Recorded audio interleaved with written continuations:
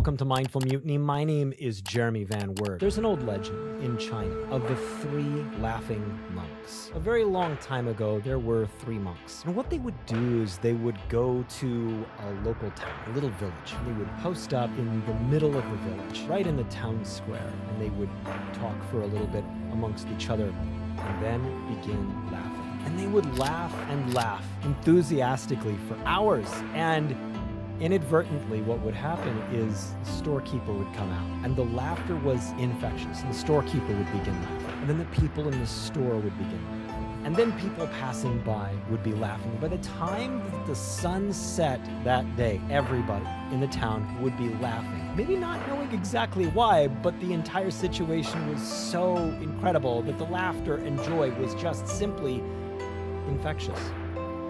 And at night, what they would do is they would pack up quietly, laughter still in the air, and they would go to the next town where they would post up in the middle of the town square and talk amongst themselves for a little bit of time and begin laughing. And the same thing would happen. A man walking down the street would begin laughing. And then a lady who was carrying a sack would begin laughing. And the same thing would happen. By the end of the day, the entire town would be laughing. Children, elderly, middle-aged people, everybody laughing. And this went on, and they came to be widely known and loved as the three laughing monks. And no one had ever talked to them. They just would show up in your town, and by the end of the day, everybody would be laughing and having a fantastic time. Well, there came a day when news circulated that one of the monks had passed away, and everybody had had their lives enriched at some point by the joy and laughter of these three monks. And people came, farmers, business people from all around, and they came to the little village, and what they found was one monk who had passed away lying on the ground, and the other two monks that they had expected to be standing there in deep mourning, laughing even louder, laughing doubled over in tears. And somebody walked up to the remaining two and said, what on earth could you be laughing at? What is so funny right now? And one of them said, he bet us last night that he would die today. And he was so sure that he was going to die that he left a last will and testament for all of us. And so here's his last will and testament, and he was right. And they were laughing and laughing. And still, it's a very strange situation, but in his last will and testament, what he said was, I have never allowed the filth of this earth to touch me. Therefore, do not strip me of my clothes.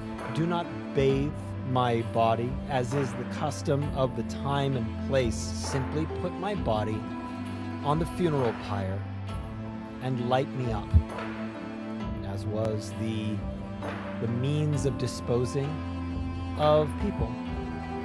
And so, with great reverence, as the other two monks continued laughing, the people built a funeral pyre, and they lifted this monk up onto the top of the funeral pyre. And as he was up there, the flames got larger and larger.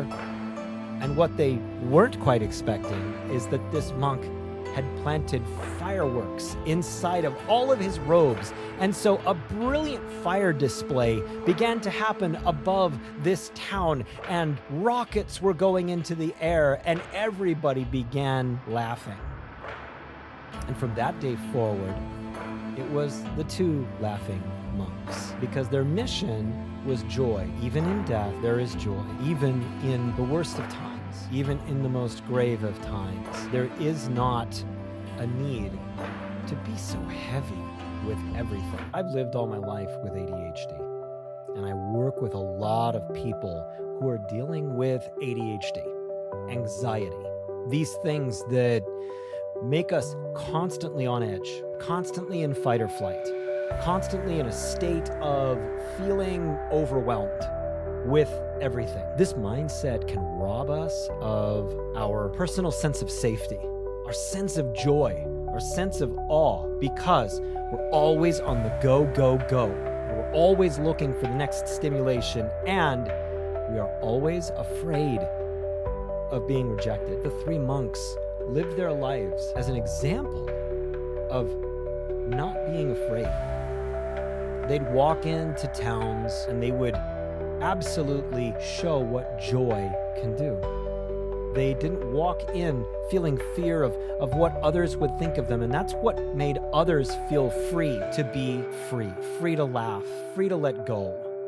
They weren't afraid of the rejection. And if you have ADHD, you have anxiety, you have racing thoughts, the likelihood is that there's fear inside of you of being judged, of being rejected, of being told no. And it shows up in odd ways. It shows up in your doing everything possible to not be rejected, doing everything possible to fit in, masking as much as you can to fit in. But it really only is you living totally in your authentic self, which is the thing that will create the greatest amount of joy for you and for the people around you. Anxiety teaches us that if we take everything seriously enough, that no harm will come to us. I think we've all lived long enough to know that that's not the case. We just spend 100% of our time worrying about things that happen 1% of the time. What the monks did was they peeled that back. They, in essence, taught an entire nation that taking things too seriously, that being too worried, that being too overly serious about everything and feeling fear was not the kind of thing that taught the people around you what you're actually about. The monks demonstrated that joy doesn't even actually take words. They spoke few words. They simply acted out of love and care and affection and lightheartedness for one another and the people around them. One of the things about ADHD is constantly feeling like you're too much and you're not enough, and occasionally having some of that deemed to be true in certain situations. These three monks didn't worry about the space that they took up. They just simply lived for joy. They lived for spending time with one another, and they lived for just simply the humor of the moment and the care that they had for one another and the care for others. And they showed other people what freedom actually looks like. Imagine having that kind of freedom in your life, and you go, well, gosh, that doesn't sound like the kind of world that I live in. I've got a lot of responsibilities. Well, you do. And the likelihood is that those responsibilities bear a great deal more weight on you than they need to, because you're fighting to survive. What if you spent more time seeing joy in things and not being so serious and upset with yourself that you're not one thing or the other, that you just simply can be yourself and stop worrying about what other people think of you. And at the end of this story, this monk packs his robes with fireworks as a means to teach the people that not even death is that serious of a thing, that life goes on. These three monks really had the secret to everything. And the secret to everything is that the things that we're all worried about, the things that we're all killing ourselves over, the things that we are having such a difficult time dealing with, are not nearly as serious as what we're telling ourselves that they are. That even in the worst of times, there is joy. Even in the worst of times, there are things to be hopeful about. I definitely understand rejection. I've got ADHD. I have rejection sensitivity. I have the kind of rejection sensitivity that makes me very, very sensitive to rejection. It's been something that's been very difficult all through my life. And I remember all of the times that I have felt rejected, just the way you do. And it's really, really difficult to gain a sense of perspective on it when it feels like you're going through life and getting 1,000 paper cuts. But I challenge you to really look back in your life from a higher vibration, from a higher level, and look at the people and places that rejected you.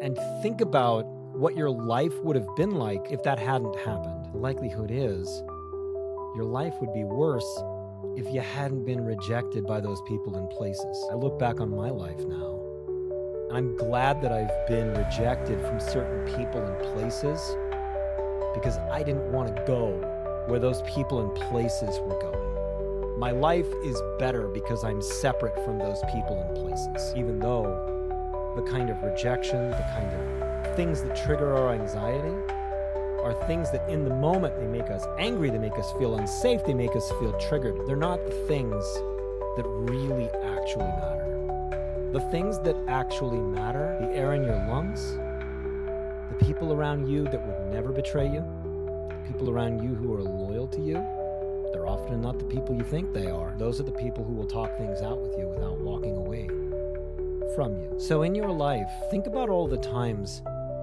that you took that rejection. You took those things that made you anxious and you took them so deadly serious that joy left you for a period of time, for a long period of time, that it re-traumatized you because of old things that made you feel unsafe. Think about those times when you got rejected, you got cast aside, you got made fun of, and recognize that it all happened for a reason. It's all a part of this huge dance in this world that happens to us in a life. It's all a part of what it is that we are here to learn, period. It's all a part of what we are here to accomplish. And so there have been no wrong turns. And so what if you sat in the town square and just laughed and stopped thinking about what other people think of you? Because deep down, has it ever really mattered? Has it ever actually harmed you in a permanent way? Chances are it hasn't. Meaning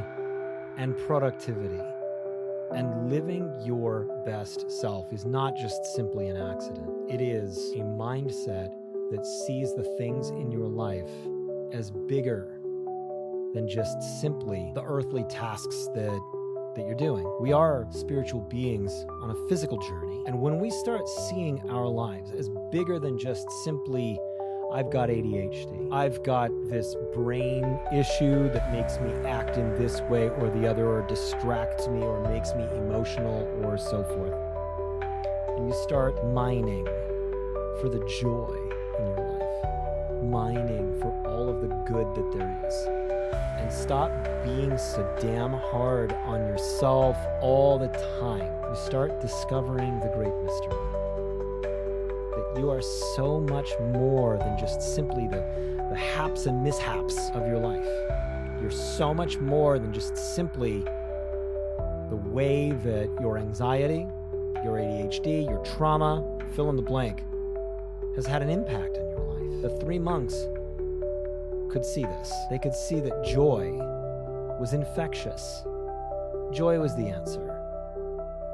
And that bad things were not welcome in their presence, and the bad things just simply went away because they attracted the joy, the good, the laughter.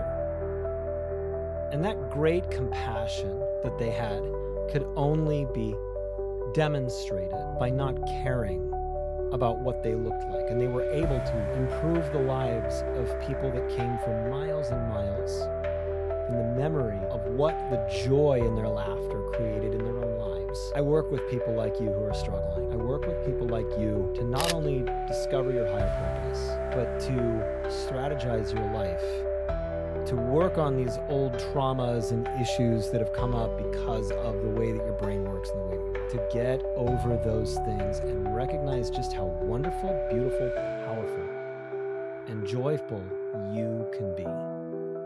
If you're interested in having a conversation with me about living a more joyful life, about getting to that point in your life where you stop constantly being worried about doing and being the wrong thing, click on the link in the description, and I would love to have a conversation with you about that. Now go be something great.